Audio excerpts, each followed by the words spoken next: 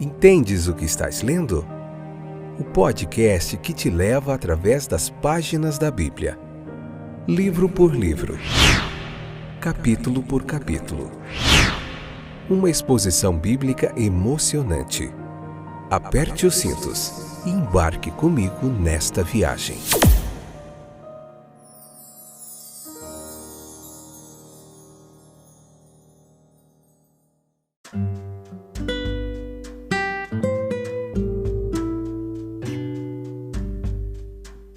Olá, estou de volta, eu sou o Fábio e esse é mais um excepcional episódio do podcast Entendes o que estás lendo?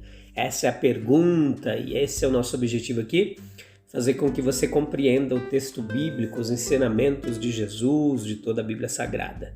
Hoje Lucas capítulo 10, a parte 2ª, episódio de número 301.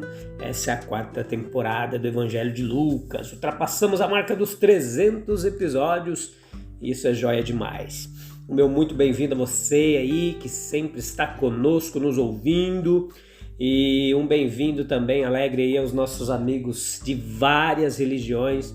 Nós temos pessoas aí que professam várias religiões diferentes. Ele tem buscado esse espaço para aprender um pouquinho mais da palavra de Deus. Vocês também são bem-vindos.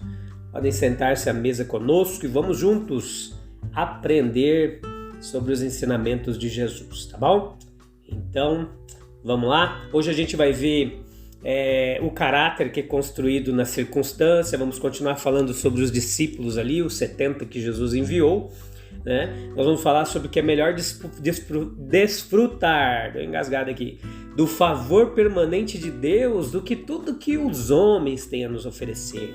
Nós vamos aprender que também é melhor exercer uma influência durável sobre o bem, sobre a alma, do que conferir um bem temporário somente ao corpo, tá bom? A alegria da gratidão, nós vamos ver aqui quando Jesus ele se alegra em espírito, dizendo: graças te dou, ó Pai, que revelaste essas coisas aos humildes. Vamos falar quem são esses humildes de coração. Tudo isso nós vamos falar hoje, tá bom? A vantagem e a desvantagem apostólica, o nosso amor, o amor de Deus para conosco. Tudo isso a gente vai falar de uma forma bem breve aqui. Não sai daí, fica até o finalzinho, convida mais gente, leia o capítulo 10 do Evangelho de Lucas, depois vem para cá ouvir a explicação com a gente, tá bom? Quando Jesus disse não se alegrem, mas antes regozijem-se, ele não pretendia condenar a satisfação que os 70 estavam expressando em seu triunfo sobre os espíritos malignos. Não havia nada de errado nessa alegria, nessa gratificação. Exercer o poder, especialmente um poder recém-adquirido, é mais especialmente um poder que é possuído por poucos. Isso é simplesmente natural. E regozijar-se no exercício deste poder beneficente não é errado, mas é distinta e positivamente certo e digno. E o que nós podemos concluir dessas palavras de nosso Mestre Jesus? Nós podemos concluir que é melhor construir sobre o caráter do que sobre a circunstância.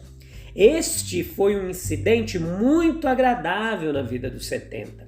Eles sempre olhariam para trás com prazer, falariam disso com interesse para si mesmos e para os outros. Mas foi apenas um incidente. Não foi decisivo de nada, não determinou seu curso futuro, seu destino final. Eles podem ter feito o que fizeram e ainda assim ter ido para baixo e alcançado um fim maligno. Ter seus nomes escritos no céu, por outro lado, significava ter um coração reto, ser reconciliado com Deus, ser cidadãos leais do reino espiritual e celestial. É isso que deve ser desejado, procurado e construído. A vida pode ter um grande número de episódios interessantes, de circunstâncias gratificantes e ainda assim pode ser um fracasso miserável. Nós vemos também que é melhor desfrutar de um favor permanente de Deus do que qualquer outra coisa que algum homem tenha a nos oferecer. Sem dúvida, uma parte da satisfação que aqueles 70 discípulos eles desfrutavam era a gratidão humana e o favor do Deus vivo. A gratidão de uma alma humana sensível e receptiva não deve de forma alguma ser desprezada ou desconsiderada, não. Mas é uma base muito precária do que representa a felicidade humana. Às vezes é negado onde é mais devido. Às vezes é muito leve e transitório quando deveria ser profundo e duradouro. Mas o favor de Deus não. Este permanece. Tendo amado os seus, ele os ama até o fim. A seu favor está a vida. Se formos sustentados em nossa integridade e Deus nos colocar diante de sua face para sempre, nós podemos nos dar ao luxo de nos separar de outras coisas. Melhor andar no reino de Deus sem ser visto. Melhor o sorriso de Deus do que a voz do consentimento do homem, do consentimento humano. É melhor exercer uma influência durável para o bem sobre a alma do que conferir um bem temporário ao corpo. O serviço corporal prestado pelos 70, ele foi grande até onde foi e enquanto durou. Mas os olhos então, e por meio deles, foram os olhos quando eles se abriram, os ouvidos abertos, logo foram fechados novamente na morte. Os pés então foi feitos para andar, logo ficaram imóveis na sepultura, mas ter seus nomes escritos no céu e estar assim preparado para iluminar as mentes e vivificar as almas dos homens, era estar em condição de render um bem duradouro, mesmo eterno. Isso deveria conferir um benefício imensurável àqueles a quem eles procuravam abençoar. Nossos nomes estão escritos nesse livro da vida. Estamos apreciando o seu valor inestimável. Estamos fazendo uso das qualificações que isso implica para servir os nossos semelhantes de uma maneira mais elevada. Veja que o nosso pensamento ele é direcionado para a alegria da gratidão. No capítulo 10, versículo 21, Jesus ele se alegrou em espírito e disse: graças te dou, ó Pai. Alegria e gratidão estão aqui unidas, como de fato estão em toda parte. É a gratidão que detém a chave para a felicidade do coração e da vida. Quem são os miseráveis? Não os pobres, muitas vezes eles são os mais satisfeitos, não os aflitos. Muitas vezes são muito alegres sob grande privação, não o solitário. Eles são encontrados felizes em sua solidão, conversando ou em companhia do Altíssimo. Os ingratos são os infelizes. Sim, são eles que aceitam toda a bondade que lhes é mostrada por seus semelhantes com mau humor, como se merecessem mais do que receberam. São eles que aceitam inumeráveis misericórdias e o dom indescritível da mão de Deus sem resposta, sem se importar com um, sem apreço e ingrato pelo outro. Quem são os felizes? Não os ricos porque são ricos, não os fortes porque são fortes, não aqueles que têm muitos amigos porque os têm. Estes podem estar sobrecarregados, cansados, miseráveis e sua vida ser obscurecida pelas trevas.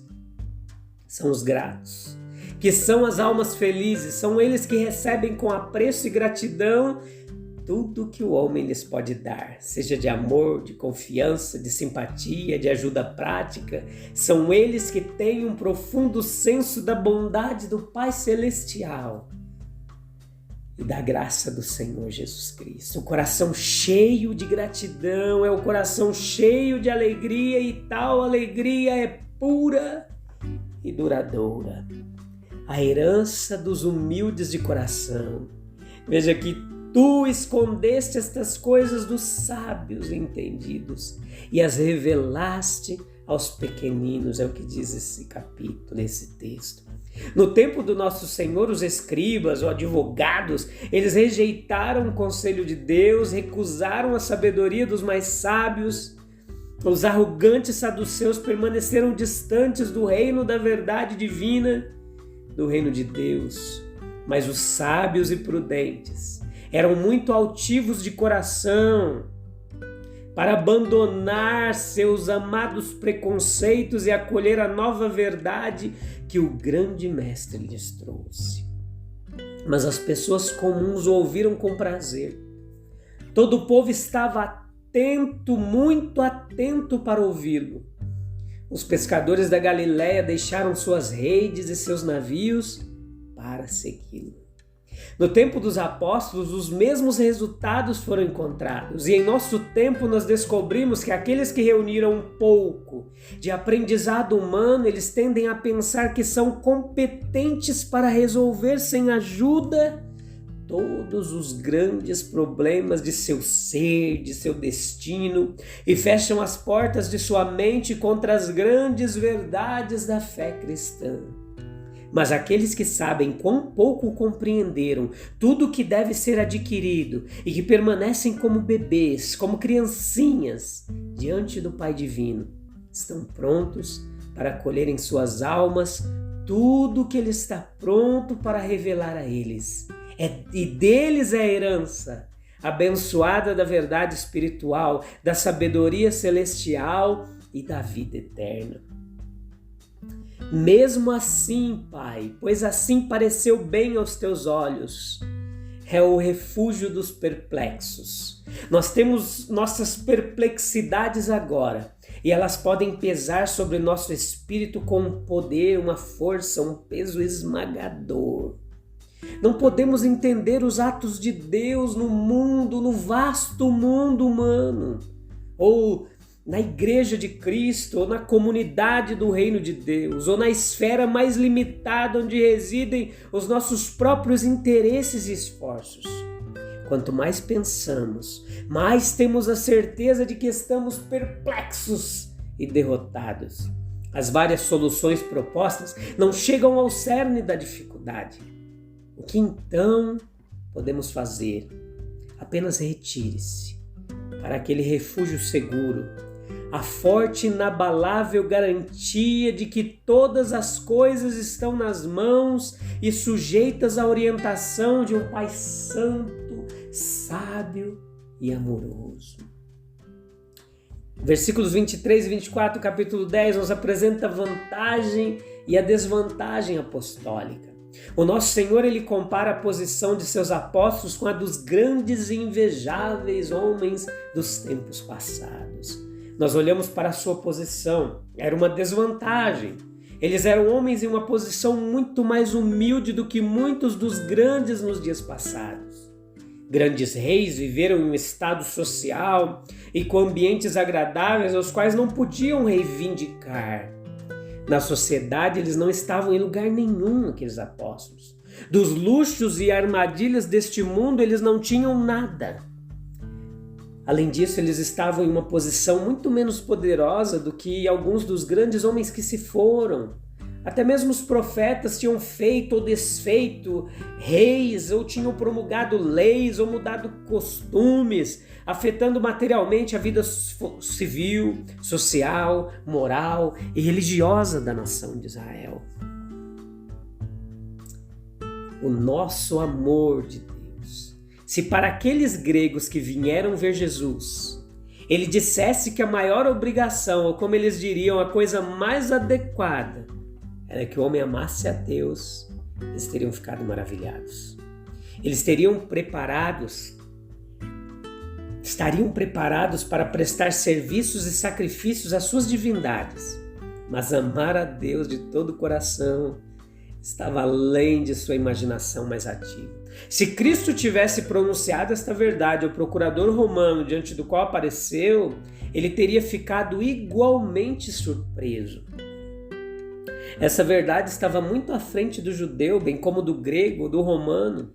É verdade que deveria ser encontrada em sua lei, mas não estava em sua mente, em seu coração, em suas acalentadas convicções, em sua vida.